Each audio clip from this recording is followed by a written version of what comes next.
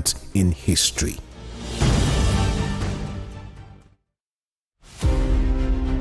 James Ajibolaige was a lawyer who obtained his first degree in classics from Nigeria's premier University of Ibadan. Born September 13, 1930, the orator and the polyglot spoke impeccable English, French, Igbo, Hausa, and Yoruba languages. His fine diction placed him among classical orators and public speakers like Cicero, the Roman orator.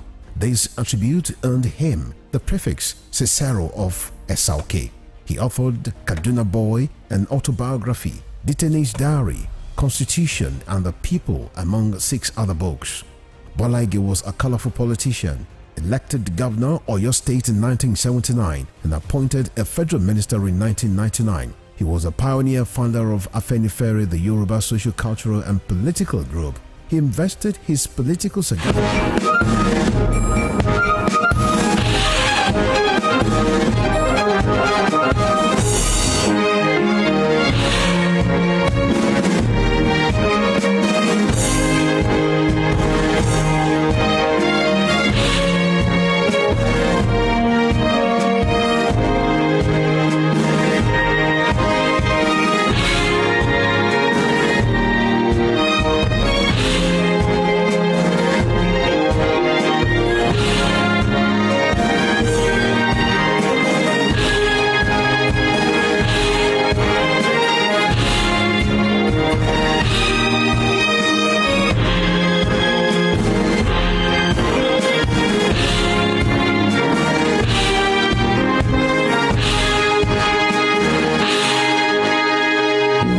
Spring Television, ours it is.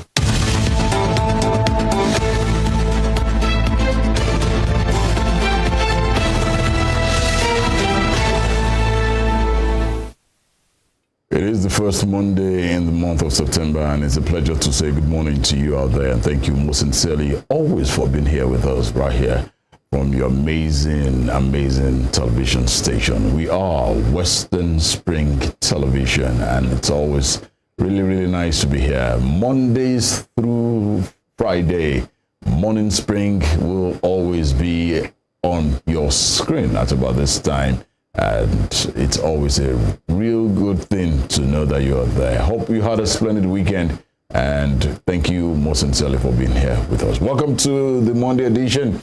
And just as I said, it runs through Mondays through Friday. Tunde Idowu is my name.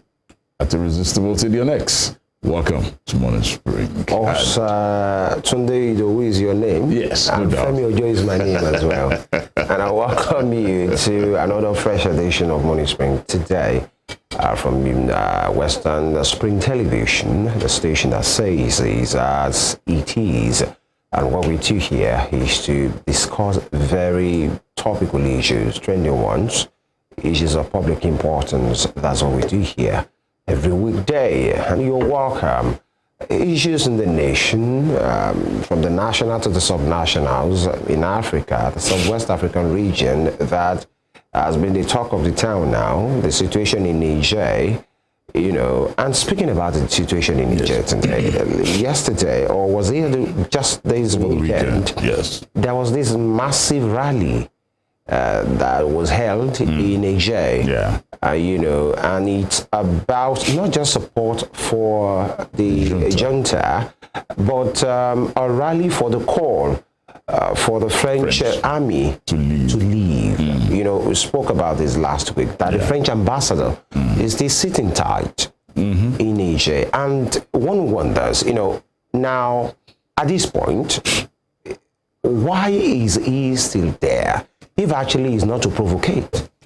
And just like... What is his business there? The nation has said, please leave. Yeah, the nation could have probably said it, but the government itself, the people, yes, have spoken. Yeah. Leave. The junta have spoken. Leave. It's appearing like the French government are trying to say they don't recognize. They're trying to. That's what they're saying. They don't recognize the junta. Yeah. And the ambassador is behaving like a provocateur. Yeah. At this moment in time. I think that's what is happening now. Look, I listened to Emmanuel Macron over the weekend, whereby he said without France, the likes of Mali, Burkina Faso, Niger, would not be where they are. Where are they? And then, the question is, where are they? That was provoking, naturally. That statement by the French president was very provoking. Speaking in such a manner about sovereign countries, sovereign nations. Exactly. You saying you are the one, they are existing because at your own mercy. And come on. I think it was on Saturday, so there were more deployments of officers to Niger, and seriously, just as we said, it's just an aspect of provocation. Exactly. And I am because really it appears all they are waiting for is Niger to make a move against the ambassador and any of the guys there that are French, and then the French will come bombarding. Why? And the rule of engagement must actually play out here. Of course, there are things that should be done, the process to follow. Exactly. The thing is, if France are saying they are not recognizing the government in power there, but the people are saying, please leave our land. They are not saying they want to go, the Nigerians are not saying they want to go to France. They're only telling you, take your people, take your persons, possibly your aides, and leave our land. Yeah, I get. So why are you not leaving? I get you. You know, this will actually come from a recognized government. The people can make noise from today, tomorrow, and just as we have stated in here, they are doing what they are doing to provoke the Nigerians, for them to attack the embassy.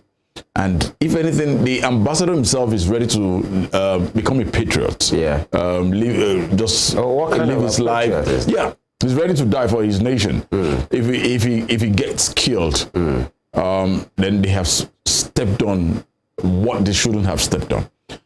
Yes, at this moment in time, what they are still saying is good. Leave. They probably should look for legal means to evacuate. But that legal means itself will come from the government they recognize, not from a junta. By the way, they might want to use that as just like a smoke, really, just like we have said all over and over, to just make a move on them. But the thing is, what is in Niger? What is France's interest in Niger? That is it. And especially all these nations that you have talked about. Yes. You give them independence, you are not letting go. Because that is it. Burkina Faso, Mali, Guinea, Sudan, Tunisia. These are some of the countries that are still being bedeviled by some of these things. So, but crediting Emmanuel Macron with that statement that you said made earlier, that's provocative. Absolutely, it is. And it's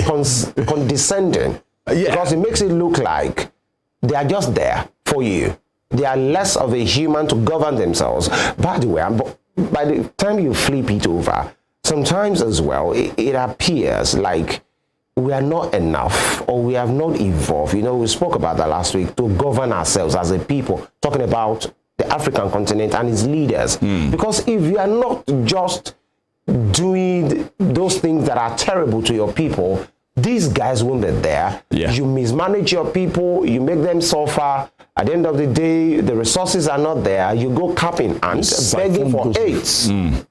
You embezzle using different mediums and capacity, you know, and then you go there, come and invest in our land. There are no due process to follow. The ease of doing business, even for the people in your country, is next to nothing. Foreign aid, you know, humanitarian help, and the rest of it. But then you come back and say you want to be an independent nation, independent Africa. So as Yoruba will say, as you are speaking, condemning this side, also speak through to power on the other side as well. And then for me, is a time that Africa, as a continent, as a people, must sit down and really, you know, speak to ourselves to say, where are we? How are we doing on this matter? While on Twitter yesterday, and there was this massive discussion about the greed amongst us, amongst the African leaders at this point in time. Majorly, that the statement was the greed, not just African leaders, African people. I don't know why that looks like. I remember on my show on radio on Saturday, and Mr. Dimlu made mention of the fact that for someone who was born 42 years ago in Cameroon, such a person would probably just know one president. Only one president, yeah. That's great. And when he's not in monarchy. And I look at his age at this moment, 90 plus. Yeah. What's he still looking for? Beer. Yeah. Yeah. He finds it difficult to stand to. He has to be supported because age is telling. It's not really a bad thing. It's age. He wants to recontest again. At what age? Now it's that alone. That's why you have all this coup coming up, springing up, and taking over from. They've seen that they are weak. They probably can do. Look at how old Ali Bongo is as well. You gave us the analysis a couple first of all that what happened in Gabon. You gave us that analysis. His father had ruled for over 4 decades. Over 40. Now he too. This is he has over a decade. He has contested for the 3rd term, and they keep on changing the constitution to favor whatever they are doing. That's the thing. And so many of them as well. But just like I said, African leaders, African people must have a self-introspection. Absolutely. To see that this is not helping. When you want to rule your people, when you want to govern them, it should be to their betterment. Yeah. I'm not sure there is any person, using Nigeria as a context, as an example now, there is nobody that want to vie for the post of a president, and that person will be a poor man. A poor person doesn't do that. An average person doesn't do that. Only the rich do that. So it means you guys are fine. You know, you are okay, financially speaking. I've always said something, and I remember... and governors as well, leaders at all levels. Yeah. Honestly, I remember there was a time I told my father that probably he was willing to become a politician. And he said, no, he doesn't. I just told him that even if you probably attempted to become a politician or contest for a post and one big post or whatever, he said, Daddy, I'll poison you myself. Why? What's he looking for? Let's just don't do that. Let's just look at it. Because I will personally supervise prosecution as well. You will spend close to £1 billion.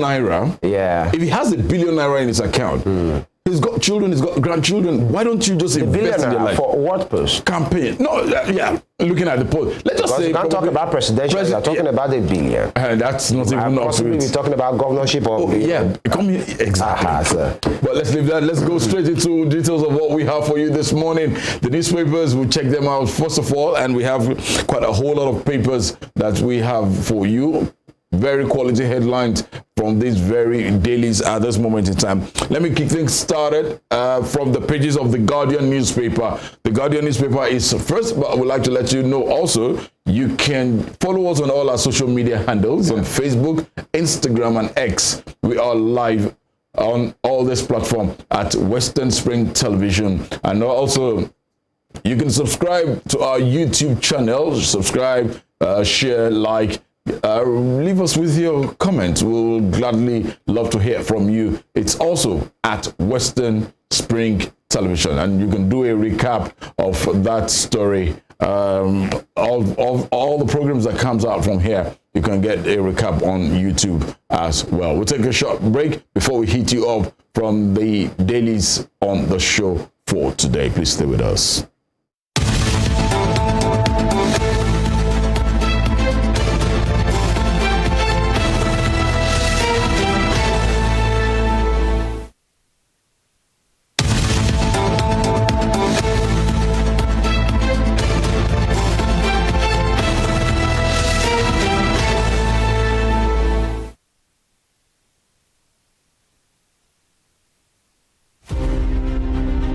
The British Empire was the largest and the most powerful in the world. At its zenith, the empire embraced a quarter of the Earth's land surface and imposed her imperial majesty's rule on more than 458 million peoples across nations and continents. The empire took off with overseas possessions and trading posts established by England, spread over 3 million kilometers between 16th and early 18th century. Like previous empires, the British Empire began to crumble on its weight of overstretched territories and growing unrest in our various colonies. Today, the British Empire no longer exists. What is in place is the Commonwealth of Nations, a loose association of sovereign states which recognize the King of England as the titular head. Western Spring Television identifies the British Empire as a watershed empire in history.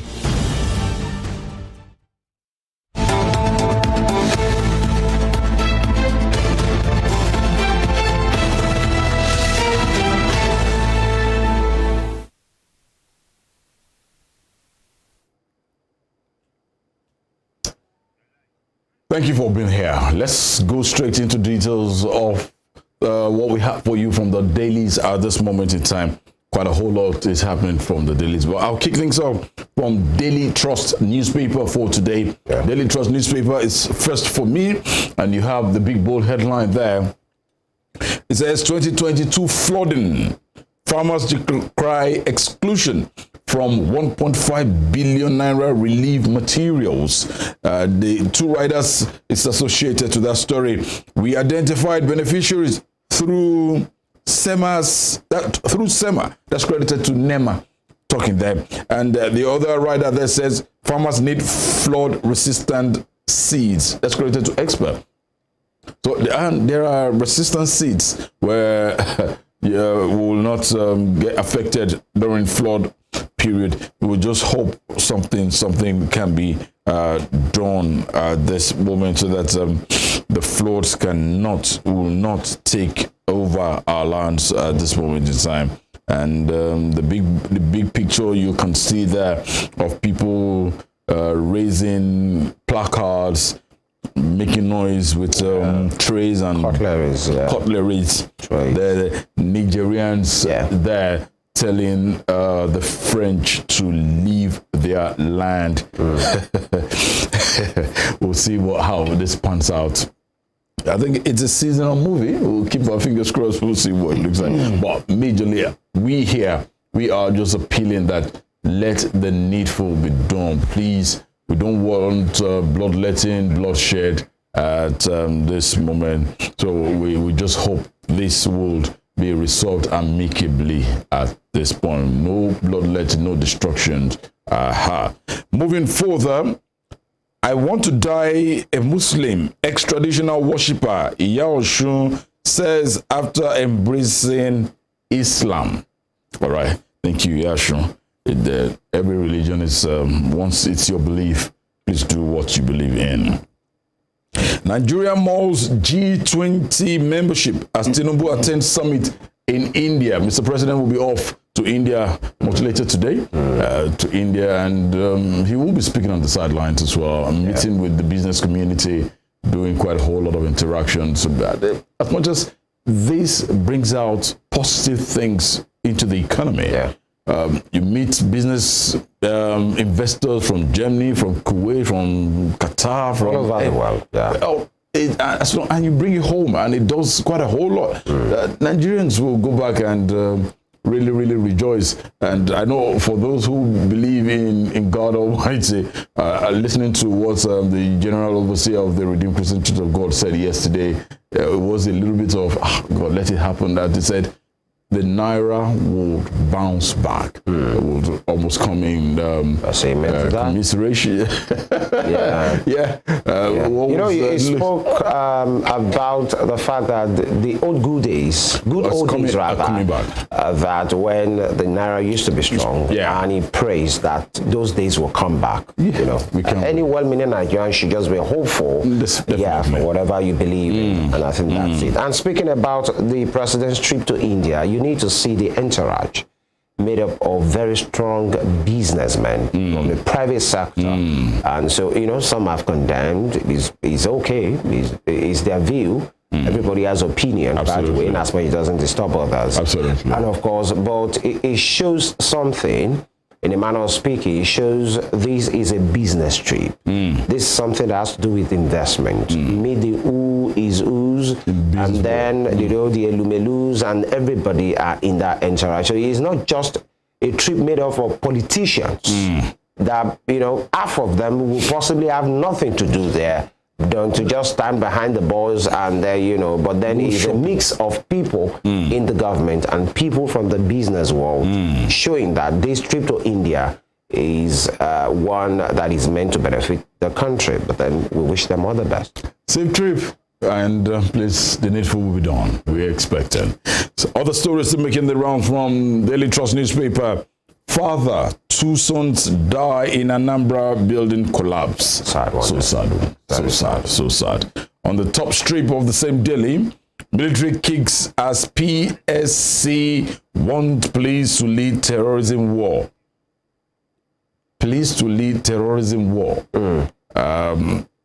I think you need you need a copy of that to get the details. Honestly, I think that was said by Mr. Arase, the former IG. You know, and he spoke about you know, it's not just about the show of force. It's not just about the weapons. There is the investigative part, the evidence gathering part. That he said the military guys are not trained in that aspect. It's only the police that are trained, especially in internal security. And that's why he's conversing that the police should be leading in that particular war against these criminals. I will just say, please flush out insecurity out of our country. It's virtually everywhere around the world, but the rate at which we have it here is alarming. Security or insecurity is a global phenomenon. But then today, how do you flush out in one hand and you are granting amnesty on the other hand? Make it make sense. Or these guys should make it make sense. Because we've had what the Matawale has done it backfired, it never worked when it was governor of Zamfara. The former governor Kassina did it, the former speaker Masari, it never worked. He even took pictures with them, you know, handing over, it never worked. You know, and then Mr. Bago, the current governor of Niger State, is saying he's going to do the same thing. Now, he's not negotiating, he's only telling them to come and submit their arms. It has never worked. You can't be negotiating with people with that kind of ideology. Honestly. It has never worked. And, you know, Mr. Arase even said it, the story you took earlier, that some of these, you know, how do they say it now, that you forgive them, you radicalize, and then you bring them into the society, that some of those things are not done with the right profile. You just don't forgive them and then release them. And then, because evidence has shown that some of them have gone back, some of them have done havoc. Somebody who murdered people in cold blood, and our people are just saying, let's grant them amnesty. And then you want to just make such people go through a program of 2-3 months. And then you speak to them, you preach to them, you give them uniform, they take private jets to Abuja, you give them good food, Femi, and then you said they are fine. It's just like a dog that has tasted blood, and you say, okay, henceforth we're not giving that dog that kind of food that has a little bit of blood. Couscous now. You know, for me, it would never make sense. It wouldn't. Forgiving on one side, flushing them out on the other side. How does it work? What does that do to the psyche of the soldiers that are on ground? Look at what happened in Niger. Their comrades, losing their presence, and then the same guy, some of them are maimed. There was a documentary I saw, some of them are maimed, they can't really do anything. Yes, they have the zeal, some of them say have the zeal, but then somebody with such disability can't go back to the battlefield. They've lost loved ones. You can imagine widows of these soldiers now seeing that the guys that killed their husbands and killed their persons are now being granted amnesty, wearing uniforms, doing party, to say we are, you know, reintegrating you into society. It will never make sense to me. As much as, even if they not killed, but there are some that have been displaced.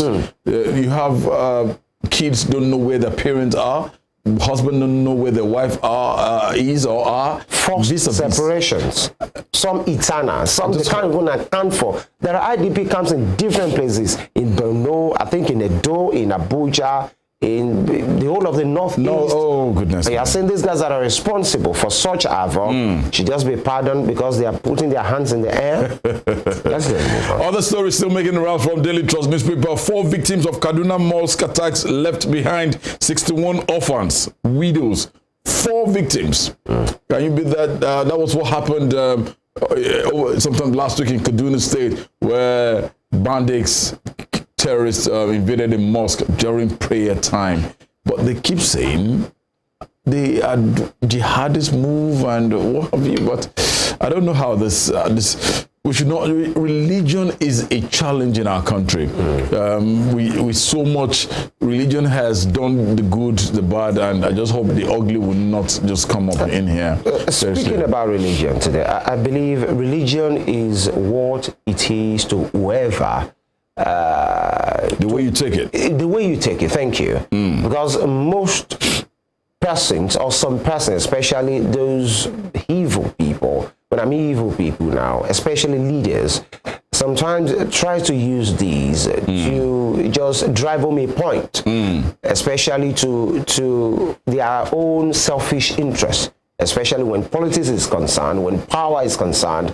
And then now, these are guys that you see them mutter some Arabic words, you know, before they carry out some of these things. Yeah. Now, it shows that to a large extent, maybe not absolutely, some of these things might not really have religious coloration to it. Yes, they might say some things, they might identify with some particular religion, but if the same person is identifying with a particular religion, for example, Islam now, will go to a mosque to go and attack them, and it has happened over and over. Yeah. It shows that irrespective of the religion that they are professing, when it's time for, you know, actions to be taken, nobody should be apologizing.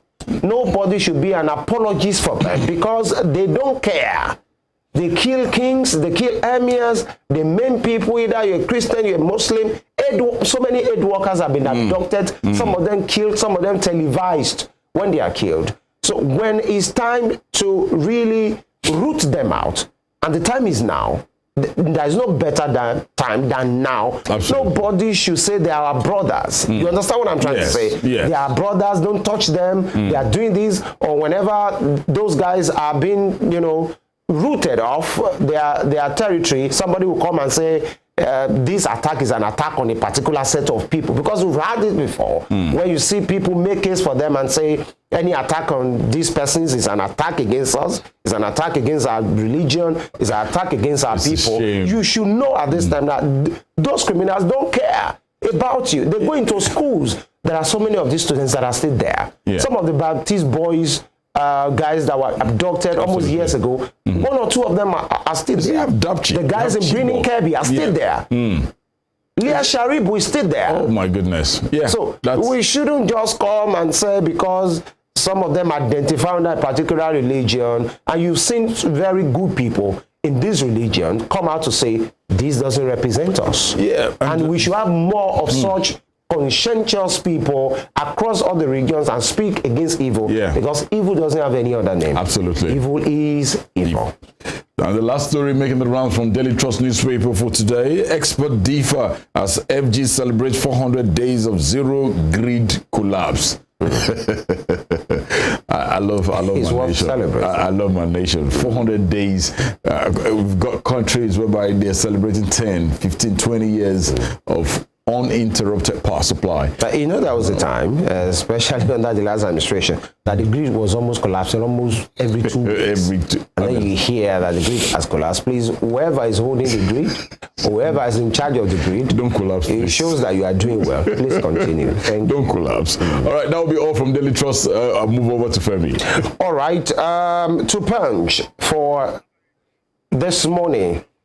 We'll go to the Punch for today, and election petitions. The Punch election petitions, boldly written there. Tribunals decide Tinubu 25 governors' cases. September is going to be a busy month at the judiciary, especially as election petition is concerned. And with riders, Tribunals reserve judgment in Lagos, Sokoto, Kano, others.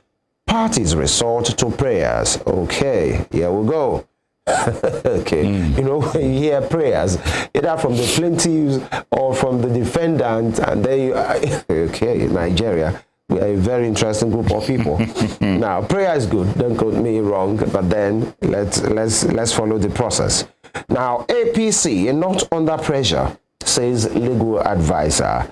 Labour Party, PDP, confident of victory. You're talking about APC with his candidate, now the president, the number 2, PDP in the last election, number 3, the Labour, and we are being told now all of them are confident of victory. Okay, all the best. And then you have some of these persons possibly having cases in court. That's the president himself, Tinubu, Atiku, the governor of Ogun State, Dapo Abiodun, Sheriff Obrewori, that's in Delta State. Omo Agege is a challenger in Delta State, that's a former deputy Senate president. And Mr. Sule in Nasarawa State, Mr. Mba, I think in Enugu, Mefru, Adebutu, that's in Ogun State, and you know, I think Galadima, I'm struggling to read his name here. We wish them all the best. Let the rule of law reign. That's our own here. That's just it. Yeah. And then the bottom strip. West managers urge Sanwo-Olu to probe accumulated debts. Okay. And marketers get foreign investors backing for 30,000 gas stations. Okay. The top strip there. Forex rather. Yeah. Domestic operators lament over 40 aircraft grounded abroad. Domestic operators lament over 40 aircraft grounded abroad. And then you have a picture of the aviation minister there, Festus Keyamo. Moving on, state NLC, TUC, all the workers to join nationwide strike. The warning strike. I think it starts tomorrow. It's a 2-day warning strike. 56, Tuesday and Wednesday. And state NLC, TUC, other workers to join nationwide strike. The question is why again at this time? Especially you had a strike or a protest rather, you shelved it. What is it that the labor wants at this time? Maybe before the end of the program, we get to talk about these. What exactly are the issues here? What does the labor want? Who are they speaking for? Definitely at this time. Does Nigeria even want something like this? I mean, the people at this time as well. And finally, on the front page of the Punch for this morning, federal government plans mining firm pushes gold, 6 minerals. Federal government plans mining firm pushes gold, 6 minerals. Mining firm.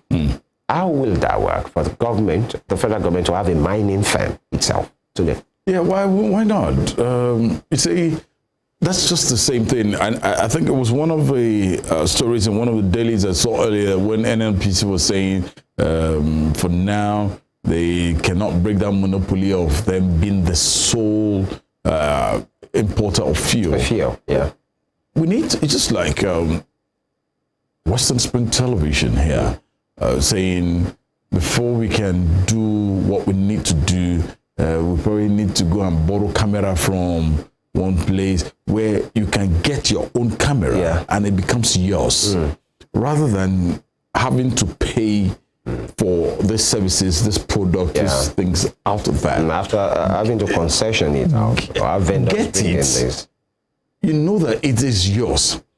But considering what has happened with our refineries, with some of the government ventures that didn't prosper, you know, some of them had to be sold off, especially since the days of OBJ, because they feel maybe the way people condition their mind whenever they are working for the government, thinking you don't really have to stress, you know. You know, there's a popular say around here that they say government job is not the type you do and you sweat, you know. If I literally translate that, that you just do the best you can do and just get it off. So when you're talking about mining, government having a mining firm now, it's a serious business. And, very serious. Looking at what the Minister of Solemn Development stated in the course of last week, over the weekend last week, and said that they want to revoke licenses of of illegal miners. Illegal miners, and we've looked at it and Giving them 30 days look, to put themselves together. government need to sit up. All strata of government, they need to sit up. The point where this laxity, just as you quoted, that government work is not something that I have to sweat. I can come at the end of the month, bad as a bad, I know I'll get my pay. That orientation, that notion needs to be corrected. Change, needs to be changed. There's quite a whole lot to be done. Of course.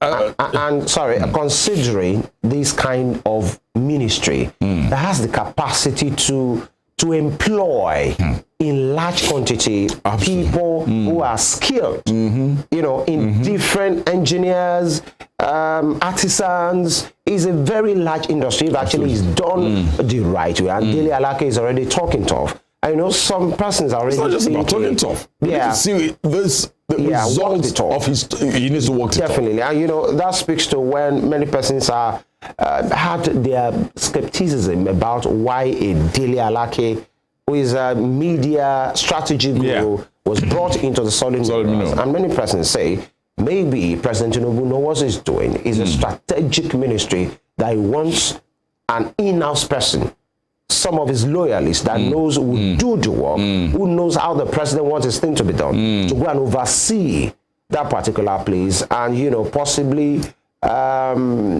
revitalize that sector, because he has the capacity. And, you know, Dele Alake has even been quoted as saying he has the capacity to contribute like 50% to the nation's revenue when you talk about gold. And these are the things that nature, or better speak, God has bestowed on the nation. It's been done, the kind of deposits even here in Osun State, especially in the Ijesha land axis, is there. When we want to talk about places like Nasarawa State, Kaduna State, and these are the things that have not been fully explored, but then the framework should be there. Not just few persons who know people up there coming into people's lands to come and do the work, get the gold, and then just give people around their peanuts, all in the name of just, you know, few cars, and some of our leaders, to some of them not really know the worth of what they have. But then it's a serious industry. If is fully explored, has the capacity to really pay a lot of bills. Talking about gold, even the one, let me go back to what I just said, the one in Ijesha land has been said is pure, you know, more valuable than what South Africa has. And that is just sitting down there and just few persons, foreigners coming to do the work and degrade the lands, but then they like all the best.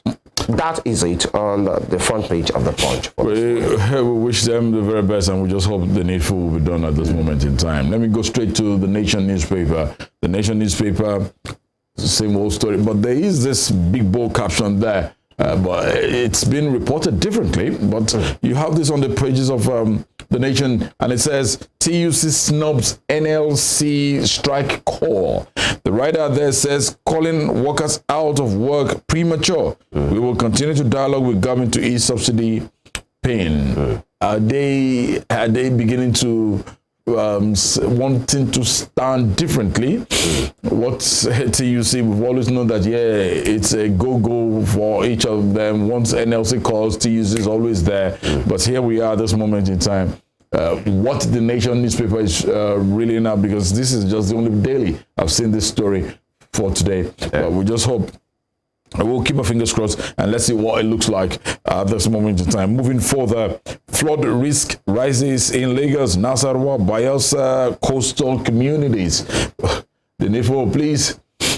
Floods, honestly, the few years one has been on earth, what we saw last year was, that experience is something one can never forget easily. We saw how houses were submerged, lands, farmlands were submerged. So what needs to be done, please let it be done. And you can still see that picture there, Nigerians calling on the French team to please leave their land. We just hope something positive will be done so that we don't want bloodletting. That's just my own point up in here. On the bottom strip there you have the big bold caption. It says, Kaduna hires 7,000 vigilantes to battle bandits. Femi, you didn't tell them you could actually apply for this as well? No, I can apply. I'm not a vigilante. I can only do that in the confines of my compound with my family. It is a huge task. Really. Oh my God, and, it is a huge task. We are really rooting for those concerned. Security is a serious business. It is. It's not something that we just do with the mouth. It's something that is serious, especially considering what has happened in Kaduna with the attack on that mosque. And the governor, Ubasani, had to just come up with that to show. And, you know, Kaduna has not really been the good news for years now. Especially as far as security is concerned, especially the southern part of that state has really been bedeviled with series of attacks. Absolutely. And attacks. You know, at a point, anytime you hear Samuel Aruwan, the former commissioner for internal affairs, you know, most persons would just say, okay, who has died again now? Because whenever his name is mentioned, it's about churning out informations, most times that are not good news. You know, he was doing his work at that time, but then we hope better things, especially has to do with security. There's so many good news about Kaduna State, don't get me wrong, for people listening or watching, but then when it comes to security, it hasn't made the best of times for that state for years. But then maybe that's the reason why Governor Ubasani is coming up with these 7,000 vigilantes to really work. And then there's so many arrangements. You know, there's the civilian JTF in the northeast, because security, in a kind of way, should first be internal. People should know themselves. People should speak up. And when people speak up, the people they speak to should cover, you know, in a kind of way, have that the leeway to safeguard the information that they are giving. Not the ones that people will come out with information and then the bandits and criminals will come again and attack them because they are giving information. The question is, how did they know the people that give the information? So there must be that internal purge, firstly. And government must show that, you know, the way they say around here, one bird is not higher than another. No person is higher than another. Either religiously speaking, politically speaking, status, community-wise, they must show that the leaders, are for the people. There is no sacred cow anywhere. You know, if anybody has done what is wrong, they should be prosecuted. They should be prosecuted. Of the tribe or the religion or status that they have. Thank you, Femi. And still staying on the bottom strip, the red strip there, 9 killed in Ogun Osun crashes. We want to appeal to all our motorists applying either the major roads, the intra. We can do better than this. Please, let's be careful. When you begin to hear the reason for this accident, you now wonder, these are avoidable things. Especially that one that happened in Imesile, in Osun State. Very terrible one. Honestly, these are avoidable things. It's always sad for me to, when I hear deaths, seriously, and for instance, I breed chicken, I got a poultry, and a couple of days ago, I lost over 200 birds because of Newcastle, and I looked at those chickens while they were. I was, you know, those are animals. Not today. I'm talking about human beings. We just hope life is really sacred. It is. And when one person dies or passes, so many other persons that are attached to that particular person that have died. Sometimes emotionally something dies in them. Some of them don't recover on time. When you talk about a breadwinner of a house dying, or nobody should really die, either an infant or an elderly person. So please, road users, let's do the things that are expected of us. Absolutely. When you see the way some persons drive or they ride, sometimes you want to ask yourself, does this person have an alternative or what you call spare life at home with the kind of things that they do, especially considering the roads. The state of the roads sometimes are bad as well, but then you should study where you are traveling in. I'm talking, I mean, you know, naturally speaking now, when you are traveling on a narrow road, that is how the kind of speed you use, how careful you are, and so many things. So this Imesile situation, when you see the pictures, because we had it in our news yesterday, is a very sad one. We commiserate with the family. Thank you, Rem. And the other story is still making the round from the Nation newspaper. Tinubu targets global capital in India. The writer there says President leaves for G20 summit in India. Mr. President, safe trip, and please, we wish you the very best. Let these investors come in and let's make sure it's definitely. And the real investors, not investors Sabinus. Investors Yeah. on the top strip there. Illegal miners get 30 days ultimatum to vacate site. All right. And marketers, why we can't break NNPCL's import monopoly. Credited to the GMD CEO NNPCL Meli Kiari. Speaking there. NMA cautions health workers on incessant strike. Pupils' performance to determine teachers' promotion in Ondo. Okay. Pupils' performance. That means the teachers must have done, if you do well when the kids come out with good grades, then it's probably, all right. Okay. But then there should be a process to that, because the other side of that conversation or that policy is the fact that how if we have teachers possibly that sees that the children are not doing well and he or she wants to be promoted, and because of that choose to just quote unquote promote the children, you know, or give them marks that they don't deserve just to appear like he or she is doing well. So it must be a process that must be duly, in a manner of speaking, investigated, because if some persons are saying that these children, the pupils, doing well or having good grades is a prerequisite for me as a teacher having my promotion, then if you see some of them that just want, you know what, have your way, I have my way as well. But it doesn't, will that speak to the quality of the knowledge being passed into this pupil? So it should be a complete kind of conversation. Don't just put it as an incentive,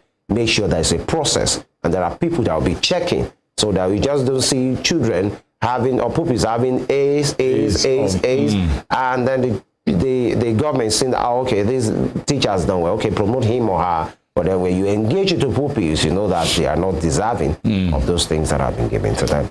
That'll be all from me from the Nation newspaper. All right, straight to the Nigerian Tribune for this morning. The Nigerian Tribune. We have these boldly rating corruption.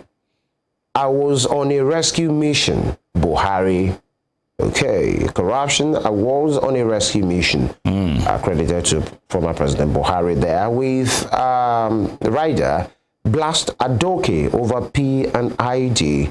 Ajakuta claims. Remember that P&ID, one of the most bizarre kind of deal ever that you can think about. For persons that don't know about that, just Google it and you know about the P&ID conversation. Is a whole lot that will make you to wonder if actually we have people in this land that really want the good of this land, especially those in power at that point in time. Moving on, PDP wins Edo local government polls as LP APC kick. Okay, cheers to them. 15 local government areas, 224 communities affected, displaced by flood in Niger. And Plateau local government crisis.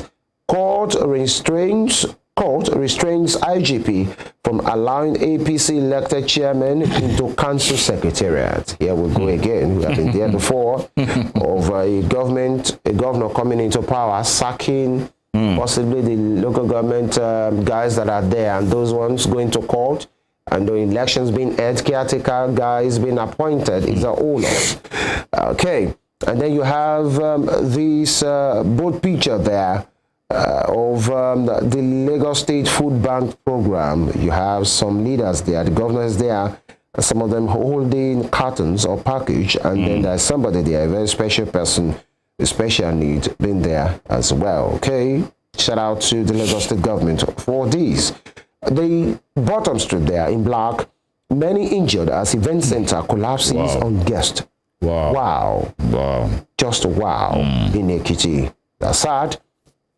Moving on, UK granted 132,000 visas to Nigerians in first half 2023. Envoy. Wow. UK granted 132,000 visas to Nigerians in first half 2023. For me, the very worrying part of this is when you check through these 132,000 persons that the UK has seen they gave or granted visa in the first half of 2023, talking about January to June, is the knowledge chunk of our economy. And what I mean is this: people in medicine, medical doctors, the medical professionals, you know, guys in the ICT, tech guys, they are moving out, especially those working with banks. And somebody, in most persons have said, possibly that's the reason for some of this technical itch we are having with some of our banks, because most of their tech guys have jackpot. Yeah. That's the thing. Everybody. They have left because they are being sought after. They are moved to Silicon Valley. Exactly. Any good money in dollars. So you are left with just a bunch of persons, rookies coming up. Femi, let's look at this point here. If 132,000 who have left the shores of this country, granted visas, possibly not all of them have left. Granted visas, and peradventure, probably they've left. If this set of good hands are still here, and the needful is done by the government at all levels, wouldn't our economy be at least? If you have good doctors who have left the hospital, and I saw some of them at one of the hospitals, the government, state government-owned hospital here in Osun State, while we were there for a surgery for someone, and I looked at the job they did during that surgery. Honestly, of course, they are skilled. I applauded them. That's why they keep moving out, and they are being, you know, absorbed into the system over the NHS and the rest of it there. Now, not just medical doctors, talk about nurses. Talk about engineers, physiotherapists. So many people. Guys in the bank. Professionals that should really be helping the economy. And you know the ripple effect is this. When a nurse that is married leaves, let's imagine it's a female person, she lives with the husband and most likely the children. So those ones have just left the system. That's the way it works. When a medical doctor leaves, either a male person or a female person, they leave with the family as well. And so whatever the husband of that person or the wife of that person is contributing to the society, that space is left there, vacuum. And that's why you go to hospitals, talking about the medical guys, and then you see sometimes, you know, I was on a program recently, I anchored the program, and, you know, you need to see medical personnel speak about how fatigued they are, how stressed they are. Because what should be done by 4 persons is being done by 1 person. There's a doctor friend of mine, there is a doctor friend of mine that told me there was a time that he was on a duty. He came into the hospital 8 a.m. on a Friday, and Sunday he left the hospital on that shift Monday morning, 5 p.m. 8 a.m. on Friday, came into the hospital, and he left 5 p.m. on a Monday morning at a stretch. So imagine a medical doctor who has been working from 8 a.m. on a Friday, honestly, the whole of the Friday, the whole of the Saturday, the whole of Sunday, and will only leave that particular shift 5 p.m. on a Monday morning. And this person worked at the labor ward in a government hospital that is always busy. And so sometimes that speaks to the reason that when you go to a hospital and you engage some of these personnel and you see them a bit edgy, you want to imagine that. Why is this doctor angry? Why is this nurse edgy? Instead of you ask a question, and because they are tired, they are stressed, they can't talk much, they just give you a one-word answer.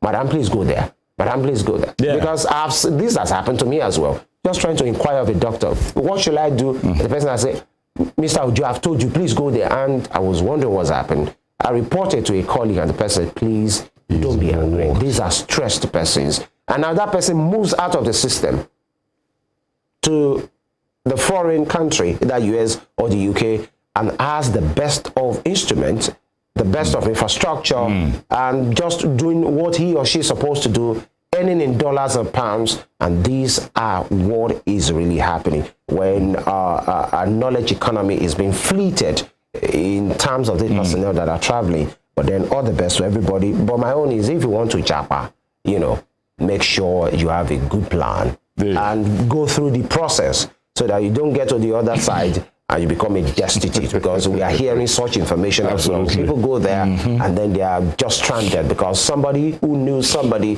just switch off the phone. That's what is happening. Okay, moving on. Oyetola visits Lagos port today for inspection of collapsing berths. Quays, okay, are the best. And GTCO releases 2023 half-year audited results of 327.4 billion naira profit before tax. To the top strip now.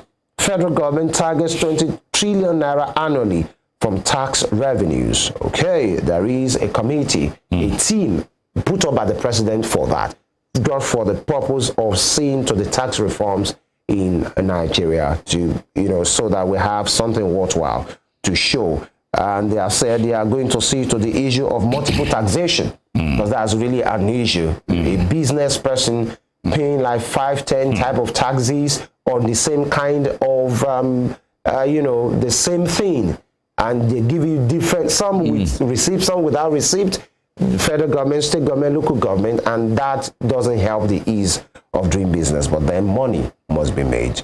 With a rider to review 6 trillion naira tax incentives given to entities, says $3 billion Afrexim bank loan on course, and all nominations still open for the 2023 Obafemi Awolowo Leadership Prize. That was the news I saw recently about those persons that have received possibly loans from the federal government, either the cash transfer, this and that, and it's been said that they have been given, was it 30 days or so, to pay back loans. So today, if you are owing the government under any guise, under any intervention, you know, please pay up. And that is all there is about, you know, how people say when it has to do with something coming from the government, is our money, is my own share of the national cake, you know.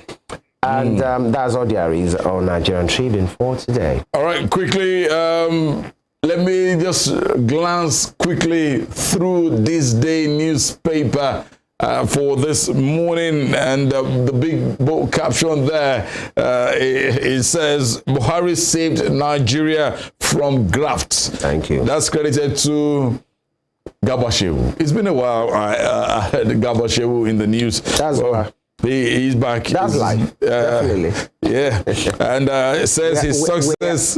We now have Ajuri Ngalali. It says his success in fight against corruption unprecedented. Thank you, Mr. Gabashewu there. Good one. You have the Enugu Investment and Economic Growth Stakeholders Roundtable, the picture of what transpired there. Still further down, Sanwo-Olu flags off distribution of food items in Lagos. Mr. Governor, please, it's needed as SAP. Moving further, Tinubu, ministers, industrialists depart for G20 summit today. Those who will be going with the Mr. President, okay, to India. Some of them, okay, you have the pictures, some of them there. All right. And on the top strip there, CBN, FG recorded $17.18 billion inflows, 1.43 trillion fiscal deficit in the first quarter of the year.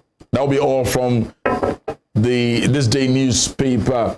And at this moment in time, we will take a short break. When we come back, the conversation will begin, and we will be looking at quite a whole lot of things up in here. Thank you for being here. It's still Morning Spring, coming to you live from Western Spring Television. Stay with us.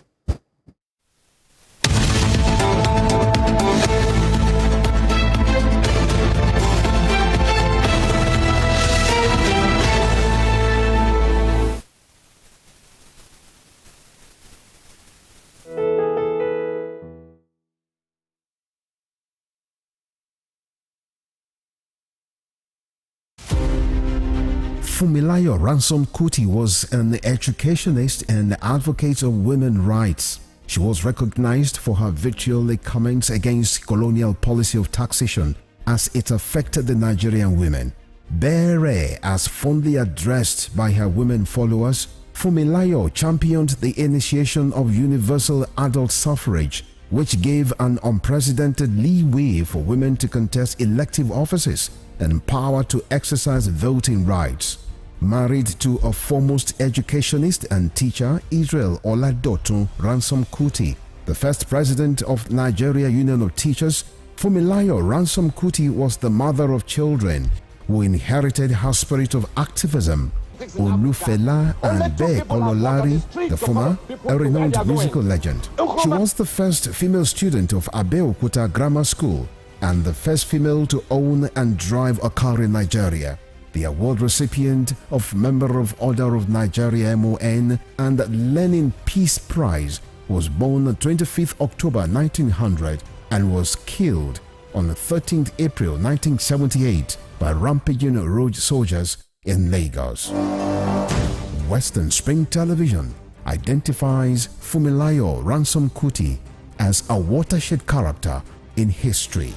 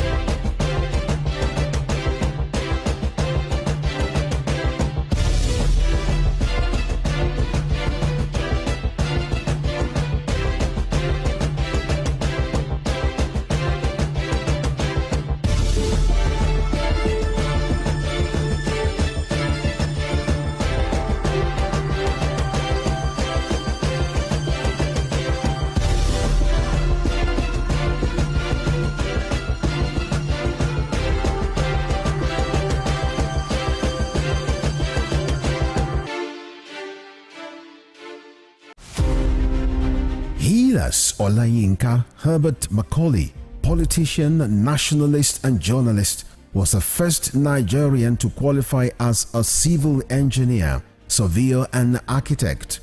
Born on November 14, 1864, Herbert Macaulay was the founder of Nigeria's National Democratic Party, the first political party in pre-independent Nigeria. Scholars of Nigeria's political history describe Herbert Macaulay as the intellectual bulldog of 19th century Nigerian nationalist movement, in deference to his qualities as founder and leader of two foremost political parties, Nigeria National Democratic Party (NNDP) and National Council of Nigerian Citizens (NCNC). His matchless versatility in party organization and control kept the British colonialists on their toes in the entire span of his active life. After his death on 7th May 1946, Herbert Macaulay remains a hero of his country, which recognized his anti-colonial struggles. Today, Nigeria's 10 naira coin bears his oval face and trademark moustache. Western Spring Television identifies Herbert Macaulay as a major character in history.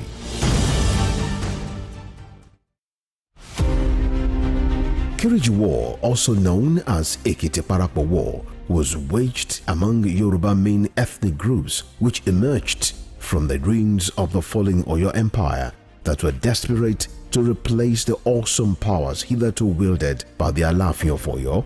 The Kiriji War is defined as a conflict of confederacy and unitary political system championed by Yorubas of different socio-economic and political interests. The Ibadan military aristocrats felt they deserved a dominant position for saving Yoruba land from being totally submerged by the Fulanis by their victory in Osogbo War of 1840 and Ijaye War of 1862. Kiriji War, that took its name from the booming motor sounds of European arms festered for so long because the Industrial Revolution in Europe provoked high standards of slaves. The 16-year Civil War also caused the emergence of new powerful kingdoms like Ibadan and the rise of powerful personalities like Oluyole, Ogunmola, Kunmi, Latosha, Shodeke, Fabumi, and Ogedengbe. One of the fallouts of Kiriji War was the birth of creative political and leadership structure in Yoruba land that was a blend of federalism and the autocratic monarchical system. Western Spring Television identifies Kiriji War as a watershed event. The Korean War of 1950 to 1953 pitched North and South Korea against each other in response to intrigues by nations beyond their border with different...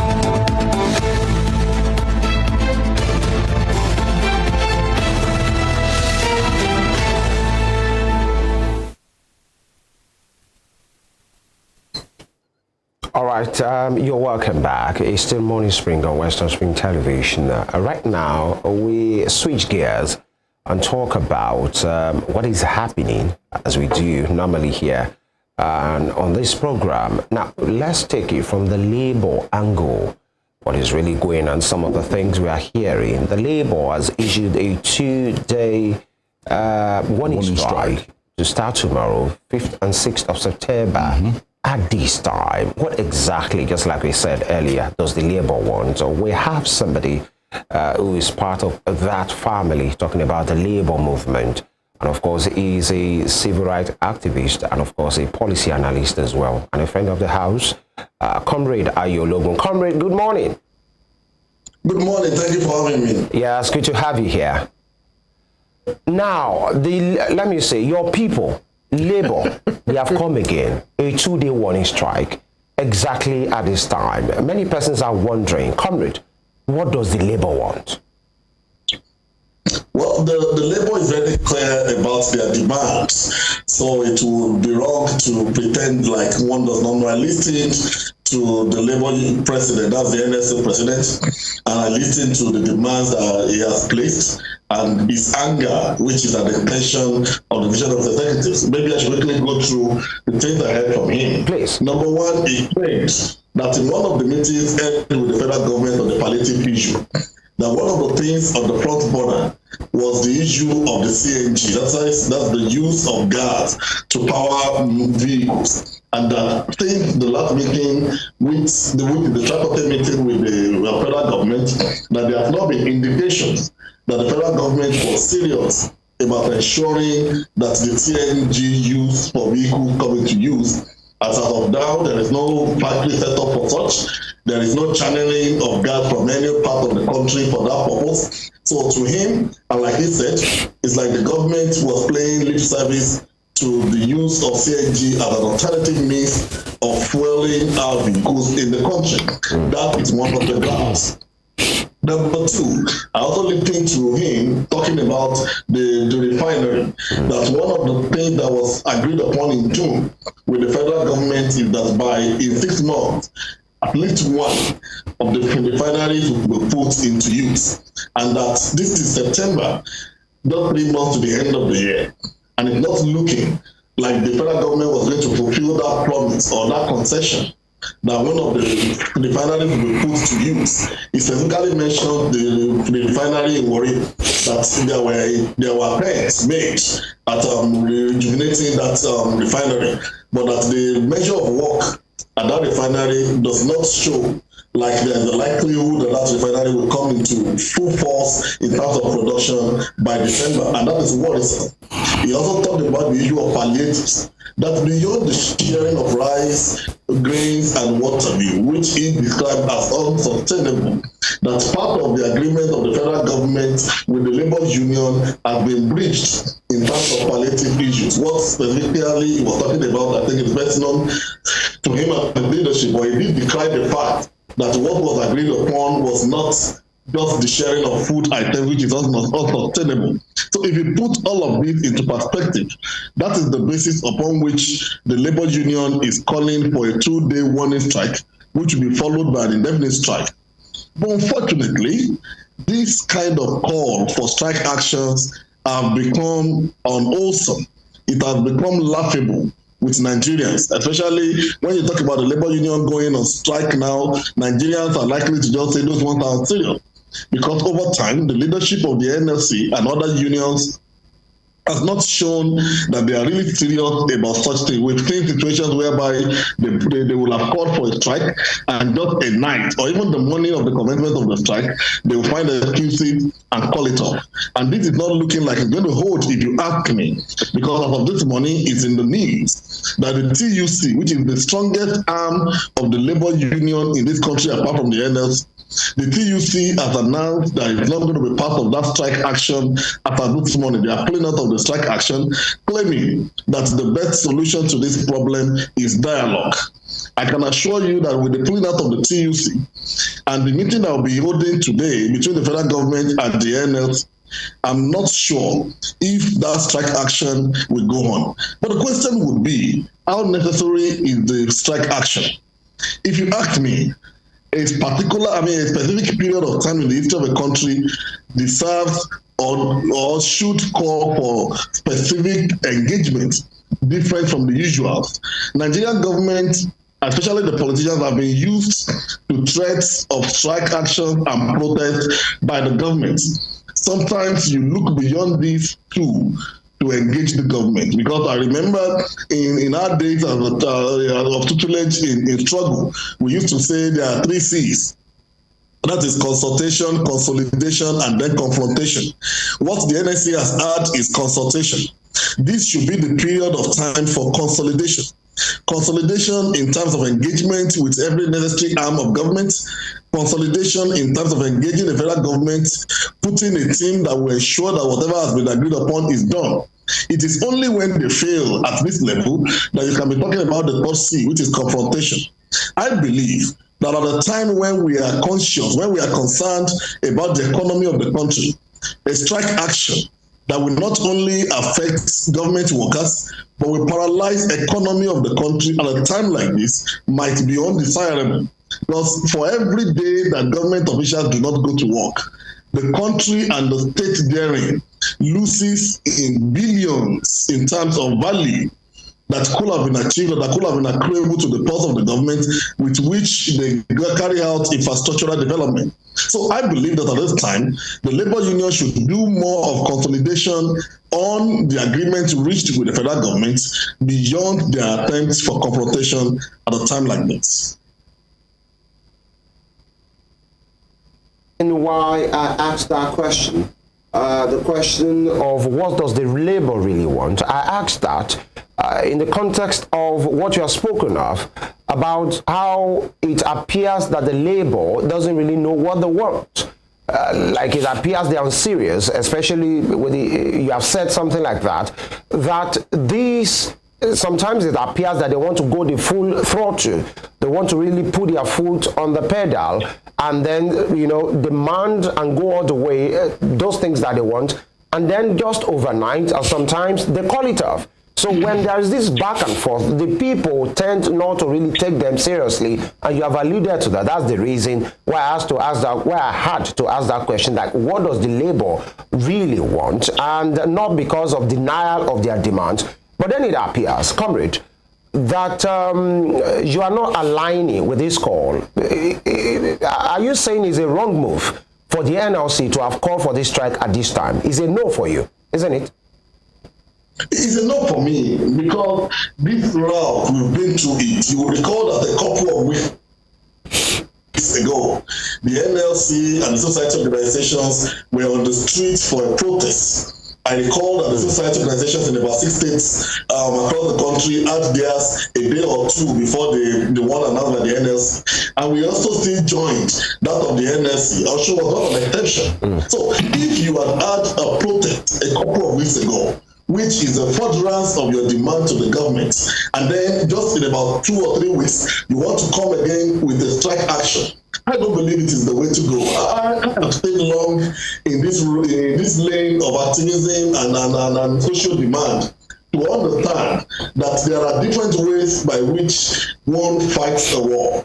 If you have had meetings with the federal government or the state government or whatever you choose, what the labor union or any serious activist should do is to put a template in motion to ensure that those agreements are not breached, and that is achievable.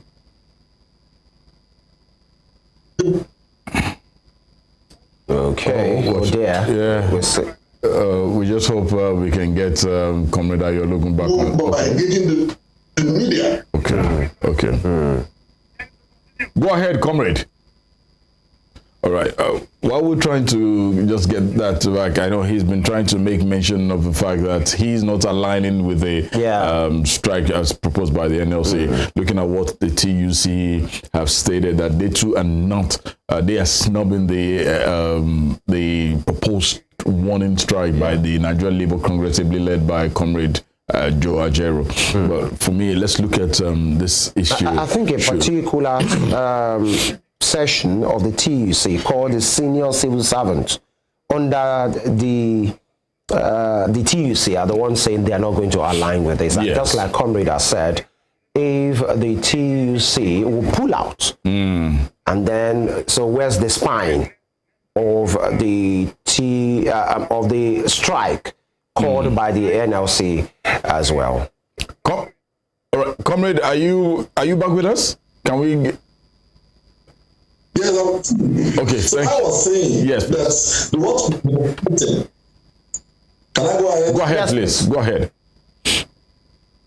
I was saying that what would have been expected after the protest that aired a couple of weeks ago across the state was for the NLC, in conjunction with the TUC, to put up a team, call it a committee or whatever you want to call it, to ensure that the decisions reached with the federal government are not broken.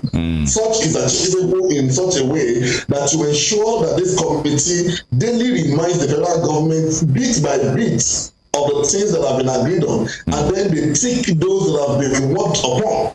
That is achievable by ensuring that they carry along the media.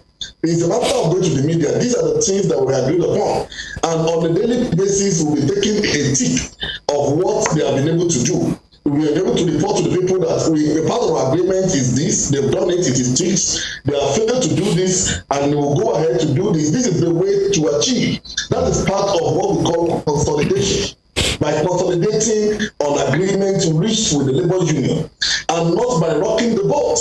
We are in a very active period whereby people who are daily going hungry. In a situation whereby you decide to go on a strike action, maybe a warning one or a prolonged one, and then the funny thing begins to happen. The state government or the federal government might come up with a fact, is a no work, no pay. People that are even getting paid and their payment cannot even feed them. They are now the ones that you would make to lose salaries, even though they might get paid 3-4 months after, but they will lose salaries immediately.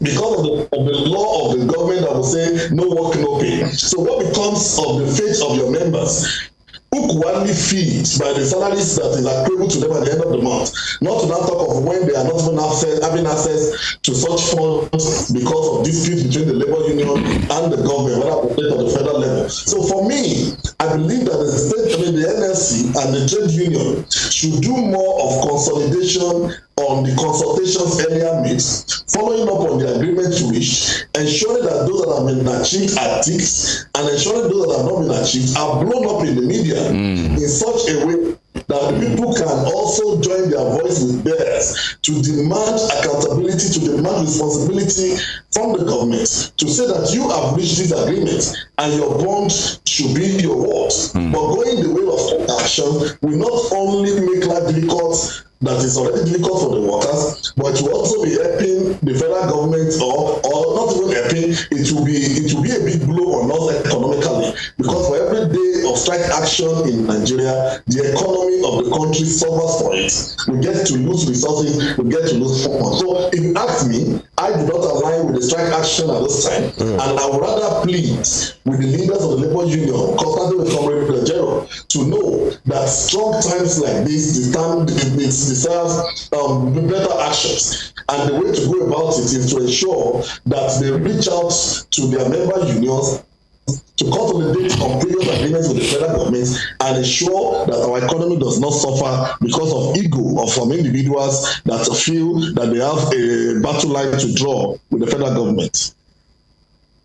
Let's look at there have been some of the states such as Ogun, Niger, whereby they have said they're not going to partake in this warning strike Now, strike action seems to be the only language government listens to this point. Where that's what Labour claims. That's what Labour claims, that that's the only way they listen to their agitations and what have you. I know you made mention about it in one of your submissions here. But right now, as it looks like, as it is for us in Nigeria, should there be a warning strike? Not to even talk about a strike action, looking at what the economy looks like right now.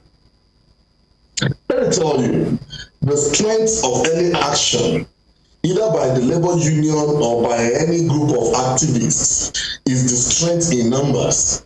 It's just like you see 3 people carrying banner on the streets to protest an action. You are likely to pass by them without even noticing what is written on their banners or what exactly they are agitating for. But imagine when you put 1,000 people on the streets, whether you like it or not, traffic will be obstructed. It will definitely call attention of the powers that be to such an event. In a situation where you are calling for a strike action and states, the branches of your union at the state level are already saying they are going to pull out, a very strong part of the supposed strike, which is the TUC, are also saying they are pulling out. There's a likelihood that 1 or 2 other unions might also decide to pull out before the commencement of the strike. So the question would be, where lies the strength of the agitation? This is one of the things that a union or a civil rights group, just like the TUC and the NSC, these are the kind of the things that they should put into consideration. There is no reason going into a battle with some of your armies deciding to have flu or deciding to take a break while a war should be going on. When you're already losing your soldiers before going into battle, it's a sign of a battle lost.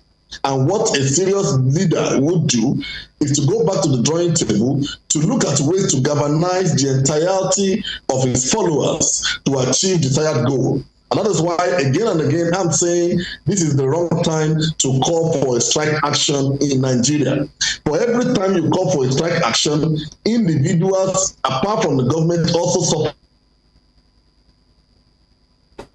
Wow. All right. We just hope, Comrade Ayologun, will be able to hit us back. Network is not too palatable, but we'll see what we can do. Because I was about to just ask him that now that Mr. President has, in the next couple of hours or thereabout, he will be leaving for India, where he and during that period he will be on the sidelines meeting with businessmen. And I know you made mention of that, looking at the set of people going with him, a little bit of politicians and some business CEOs. But why would the Labour? Why should I'm just looking at this way? Why would Labour not just probably hold on? Let's see what the outcome of these meetings are, what they are able to achieve. Yes, we are all crying. There's been so much of palpable tension when it comes to how we feed. Everybody, some people are not totally getting the very best cost of living, because the cost of living at this moment is really, really a cause for concern. But when you see somebody making a move, and you okay, why don't I give him the benefit of doubt? Let's see what these moves will result in. Let's see how well we can definitely get something up. Are we going to get something positive? Comparing what we've had with previous administrations, let's see what this looks like. In the last couple of weeks, the dollar, the forex, it's been this and that, it's been dilly-dallying, it's been fluctuating, going up and down, but still, as of yesterday, we heard that, it was a little bit better, it gained, and it's still there and there. Going on with a strike action at this moment, probably everything that is being proposed to be done is going to crash. Well, you know, the president going to India for the G20 summit, a business trip, meeting different persons. The Nigerian-India relationship, bilateral trade being discussed, so many things being done. His entourage, having people in power, you know, a chunk of business executives, so many CEOs. It shows that it is really a business trip. But then one might want to argue and say these things are not mutually exclusive. It's not that because you want to go to India for a business trip, other things can be done as well. So there are different things that can be achieved. But the thing is this. One question to the Labour guys, the Labour leadership, is the last time they had a meeting with the government, with the representative of the government, what were the agreements? They are talking about the CNG situation, and then having the CNG powered buses, CNG stations across the country. The thing is this, what are their timelines? Because it is not just enough to then, let me even start from here, were these demands or agreements? So there is a difference between demands and agreement. Absolutely. You can make a demand and they say, okay, these are your demands, we'll work on it. Yes. And you can make a demand and they will say, the other side will say, that's true, we agree to this, we are going to do it. So was it at the level of a demand from the Labour side to have these CNG powered buses, CNG stations established around the country, or was there an agreement? And if there is an agreement, was there a timeline?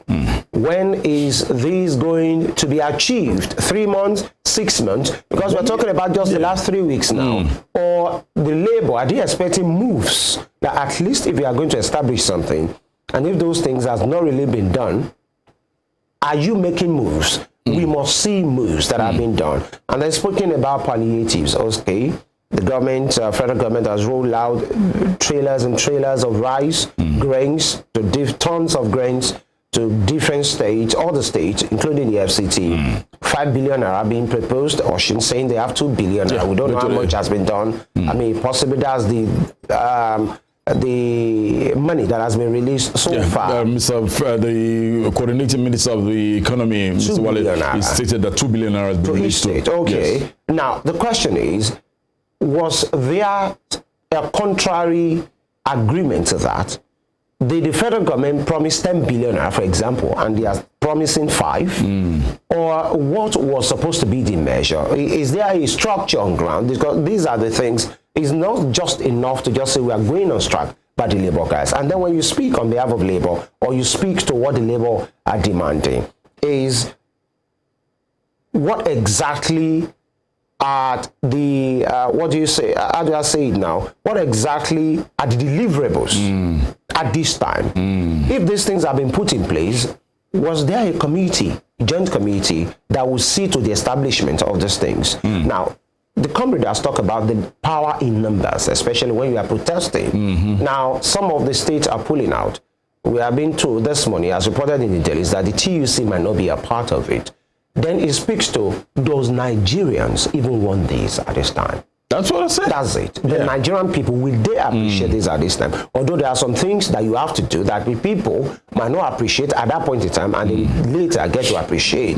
So these are the issues with this. So it's not just enough to just go on strike. When you go on strike, and then you had meetings, and then you shelve the protest, or you stop the strike actions being proposed before, what did you agree to? Because the people will not take you serious. They are not taking them serious. That's the thing. Let's call a spade a spade, and not just a shoveling tool. Are the people, do they think when Labour does it, just feel these people have come again? That's what I was just about to say, because I know, excuse me, I made mention of this on my radio program on Saturday, and I asked my analyst that the labor unions, are they a toothless bulldog at this moment in time? They say, yeah, it was a 50-50 thing. Because looking at some of the labor leaders we've had in the last couple of years, last decade or thereabout, most Nigerians have believed, or believe that they just, once the federal government drops the Ghana must go thing for them, they shut up. They've lost touch. And not the That's an allegation, though. That's an allegation, definitely. But looking at what the Labour is presenting at this moment in time, that's why I said earlier that Nigerians are hungry. And someone is asking me to come on the street, whereby I know that probably you, after you are done with all your gra-gra, what have you, there's going to be a phone call that something will be dropped, an allegation. I'm just, but not to. So why would I want to go on the streets at this moment in time? By the way, when the Labour protest, most times it's their members that protest, because Yes. they won't tell those guys that are not their members. People who earn daily living will not even listen to them, because when you are protesting, especially some of them that are salary earners, when you are done with your protest, sometimes you still get to receive your salary. Some of them that earn daily, they have to hustle. They won't be a part of that as well. So these are the issues that really needs to be talked about. So it's a two-way thing. The labor, trying to say we are talking, we are fighting on behalf of Nigerians, and the government too, to say those meetings that we've had, this is how far we have gone, and I think this government should speak up more on this matter. Yeah. All right, Comrade Ayologun, sincerely apologize about the fluctuations in network, but not us. But we will definitely get it right in our dear nation, Nigeria, where we will have uninterrupted internet supply at this point. Thank you for staying tuned. Let's quickly look at this issue. Femi and I were discussing it, and I know it's a question I've asked 1,001 times. Do you, as a comrade, do you still believe in labor union? Well, I cannot tell you I do not believe in. Oh boy! I wish I would.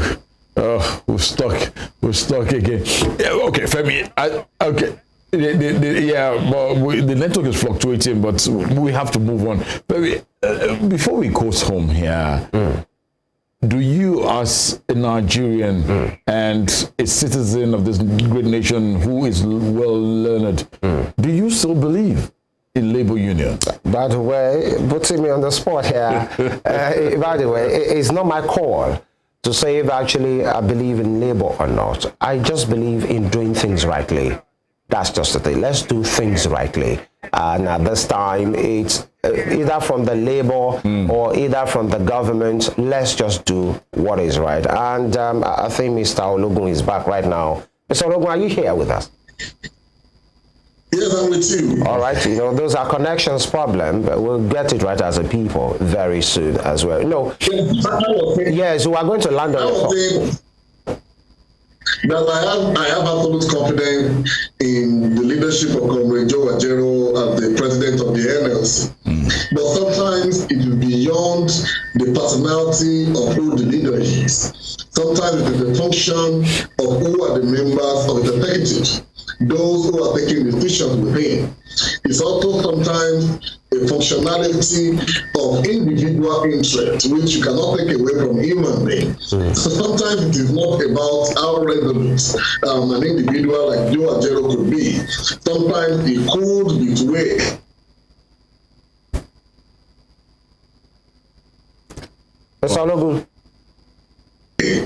By his leading, by his this himself out the way of taking away. We think the network is not so palatable coming in from the other side there. But we would like to thank Comrade Ayologun for taking his time. I know we will still have cause to look at what will happen tomorrow and on Wednesday as the warning strike proposed by the labor unions. And we'll probably, hopefully, before the end of the day, we'll see where TUC stands concerning this, and obviously, but on the last shot here, I personally want to wish Mr. President a safe trip, and we just want the very best for this economy. You've assembled a great team to go with him, and each of the governors that have gone with him, when they come back, they should be able to impact the positives, meet the great guys they will meet in India, back into their states, and let's get this states moving. Nigeria is just too rich, but the citizens are just too poor, and it's not something Nigerians are happy about right now. Of course, it's, for me, just like I always say over and over, is about having a better Nigeria, a nation that we are proud of, at the national level or the subnational level. Let them do what is right. So the contingent, all the best of them, but come back with something positive. not just photo ops, not just because you are there, because you are close to the president or whatever. Nigerians are expecting something huge, especially the nation that is concerned. Talking about India, is a nation that took their destiny in their hands. There are so many, almost 1 billion or so, but their population, yes, they have there are challenges. Not everybody is rich, and the rest of it. But then people of the world are saying that this is a nation that is making giant strides. Medicine, India is there. Most of our top guys go there, especially when it comes to chronic diseases. They find their way to India, whether the medical or the tradomedicine or whatever they are doing with ICT. Give it to the Indians. Mr. Ademolu was here last week when he said India as a people, as a nation, they are moving very fast, and so many persons are even postulating that in the nearest future they will become #1, especially as economy is concerned. So Nigerians, the leadership that are going there should take a clue.